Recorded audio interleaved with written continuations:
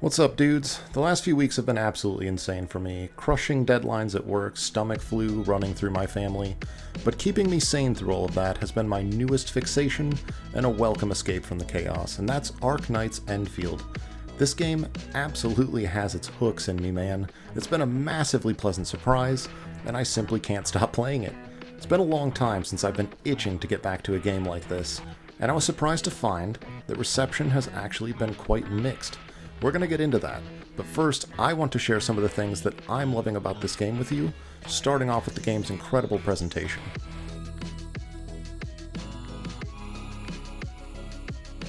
Arknight's Enfield makes a really strong impression right out of the gate, and it never slows down.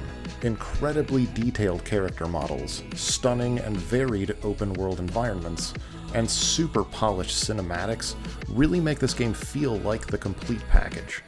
I think, most of all though, the love poured into this game's development is found in the incredible attention to detail. Every single character has 4 different poses depending on where they are in your team lineup. The game has realistic water simulation effects, and when your character gets wet, different materials on their outfits and armor handle the moisture differently. Cloth materials darken and absorb the water, where hard surfaces show the water beading and running off. That's solid Unity Engine utilization there. The UI is a dream to navigate, and the menu is ripe with artistic flourishes and varied animations for every single character as you flip through their individual menu options. It really feels like a labor of love. You just don't see this level of polish that often, even in big-budget AAA titles. But it's not just the excellent presentation, the gameplay is also sick.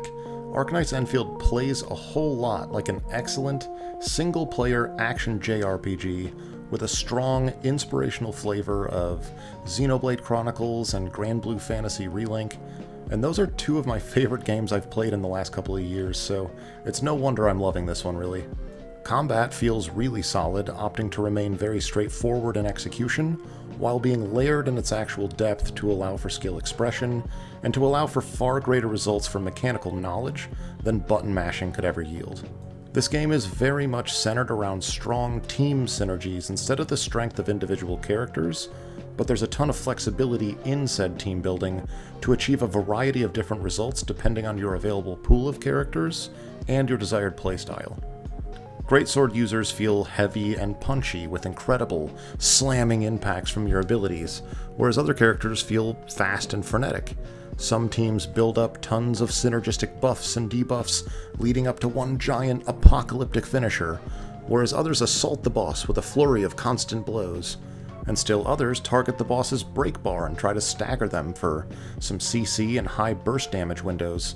I've been really impressed with the variety of available combat styles, and I'm excited to dive into more as I level up more teams down the road.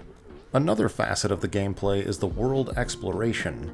In a lot of games it feels a little tedious, admittedly, but this world is jam-packed, full of secrets and missions and puzzles and rare resources, seemingly around every corner, so no journey feels wasted.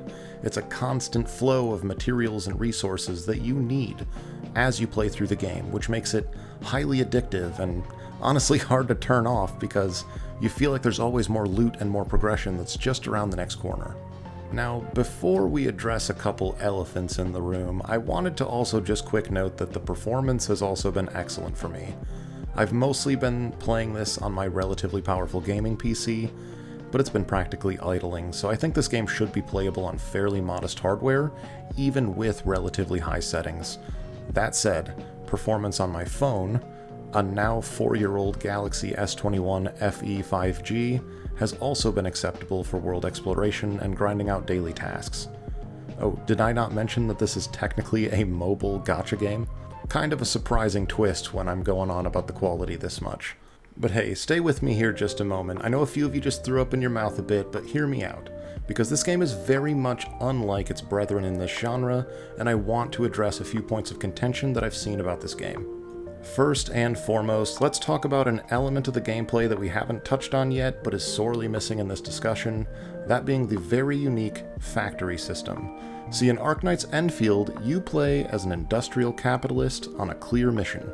to save the world from the impending doom of this planet's native savages through the beautifully animated main story, then transforming that beautiful world into a powerful economic machine by expanding your power grid to every corner of the map and siphoning up all of those juicy natural resources into your all-consuming factories. You know, I'm not 100% certain we're the good guys here, but the factory must grow, and never has desecrating the sanctity of nature felt so good. And there's something really cool, actually, about seeing the open world transform with your personal development as you manually run power lines and build up mining operations around the planet. You can even set up zipline networks for faster travel to key areas, which is a really interesting mechanic and a nice reward for your industrial efforts. But what is the factory exactly? Well, as you progress through the game, you will unlock these dedicated areas where you can build up various mechanized processes, automated systems connected by conveyor belts to convert the raw materials you obtain through playing the game into more refined materials that are used for everything from gearing out your characters to making batteries to provide more power to your factory, and even mass-producing goods to flip for insane profits in the markets that you unlock, which you can then use to make millions in the in-game stock market system. You're going to churn through those millions of stock bills quickly though, as they're needed to upgrade everything from your characters to your gear, and even the factory and auxiliary buildings themselves. Here's the nice thing about this factory system though. Some of you will enjoy min-maxing this thing to death, as well as maximizing value through the in-game stock market. There's a lot of content here for those that enjoy it. For those wanting to engage with the system but less interested in min-maxing, you can absolutely just throw something simple and functional together as you go, and you'll get by just fine. There's really no need to go crazy here. Modest dabbling will suffice. For those not interested in the system at all, you can literally just copy and paste other people's shared blueprints into your factory, and almost completely skip this facet of the game entirely. Your level of engagement with it is highly optional, and I think that helps with this game's accessibility a ton. You can spend 5 minutes on it here and there, or you can burn hours diving into the details. The choice is yours. Cool, you're probably thinking, but the biggest elephant in the room is clearly that this is still a gacha game, one that's received a lot of criticism, in fact, for its lack of endgame content and its stingy gacha system. Now, for a lot of you out there, gacha, which essentially just means gambling for characters for those not familiar with the lingo, it's seen as a bad word, but fret not, because today I'm going to take you to school and teach you how to find joy in these games while addressing both of the above criticisms. First off, stop listening to people online. That's just good life advice at this point. The loudest complainers are generally the folks that have min-maxed and optimize the fun out of every game they play. They no-life grind through a game in a week, then wonder why there's no content left, disregarding that they just had an enjoyable experience for over 60 hours completely for free. It's unrealistic to expect infinite endgame content when a game like this first releases, and it's also okay to move on when you've reached the end. Games don't always have to last forever, and they'll also last a lot longer if you practice some moderation. More content will be coming down the pipeline, and you can pop back in to enjoy it when it arrives. In the interim, consider taking a shower, man. Second piece of advice, stop looking at tier lists and to some extent disregard the meta entirely. Sure, it's nice to get inspiration on what works well sometimes, but I think the most fun that I have with these games is just seeing what I get in my booster packs, if you will, and then figuring out how to best put the puzzle pieces together in a way that suits me. This game, and many others, in my opinion, are best enjoyed at a slower pace while pursuing what you personally find most fun, lest you feel the pressure of FOMO to get specific team comps for content that just isn't hard enough to even warrant that level of concern in the first place. People get so focused on doing everything quote-unquote correctly that they forget to just have fun. It's a game, man.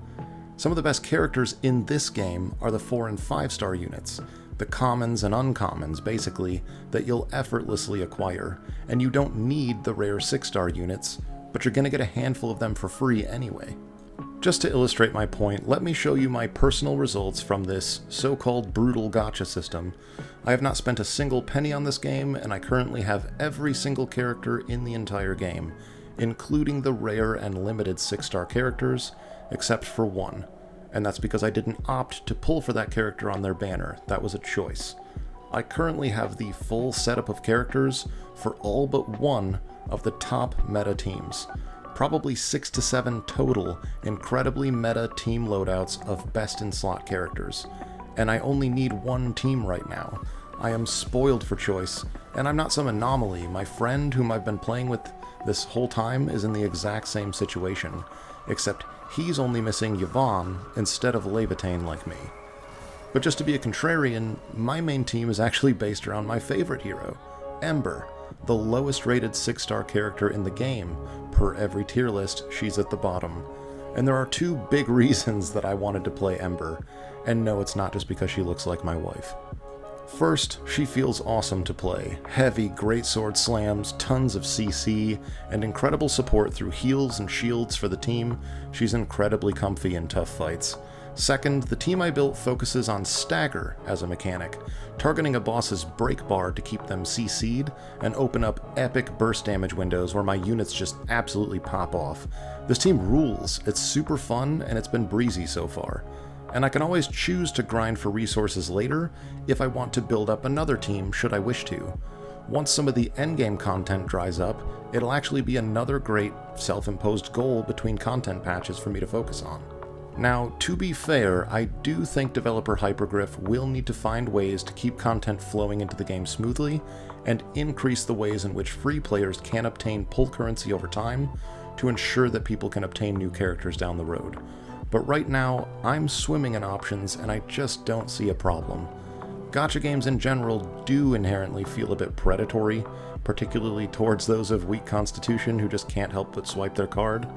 But this game has not even felt remotely predatory to me. I haven't had a single pop-up asking me to spend money, nor is spending money required in any way to fully experience the game with multiple great 6-star characters that you get for free. And listen, I realize I'm being a bit of a dick here, but at the end of the day, I just don't have a ton of sympathy for the unemployed min-maxers that beat the game after 5 days, and then complain about a lack of content on Reddit, nor the mouth breathers whining, I won't have enough currency to get Best Girl, I need my anime waifu, before blowing hundreds of dollars. Come on, brother, we gotta be better than that. Save up your pull currency, rip some cool characters, and just enjoy what you have. And move on to something else if you're not having fun anymore. It's as simple as that. If you play Arknight's Endfield like the excellent, single-player, action JRPG-inspired gem that it is, take your time and dive into its highly polished systems and gameplay. There's a lot to love here. Hypergriff has created the perfect autistic trifecta of anime girls, complex factory building, and a robust stock market economy.